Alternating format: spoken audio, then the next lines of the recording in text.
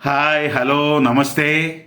ఒరే వెధవా, ఈ శరీరాన్ని 70 ఏళ్ళు సువాసనమైన సోపులతోనూ సుగంధ ద్రవ్యాలతోనూ ఒక్క దెబ్బ కూడా తగలకుండా చూసుకున్నా, రోజుకు 2 పూటల స్నానాలు, ప్రతివారం మంచి నూనెతో మర్దనలు, ఎండకు కమిలిపోకుండా, వానకు తడవకుండా, చలికి వణకకుండా అన్నీ జాగ్రత్తలు తీసుకున్నావు కదరా పాపిష్టివాడా.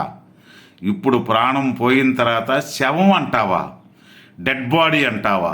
బాడీ అంటే ఏమిటో తెలుసా? ప్రాణం ఉన్నంత వరకు నీవు దాన్ని మోస్తావు.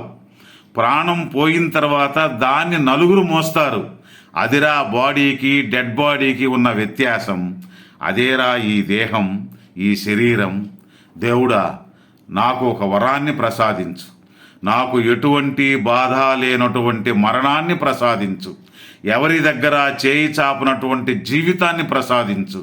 కానీ మరణం నా దగ్గరకు వచ్చే ముందు నీ యొక్క దర్శన భాగ్యాన్ని ప్రసాదించు ఈశ్వర. ఇంతకు మించి నాకేమీ అవసరం లేదు స్వామి.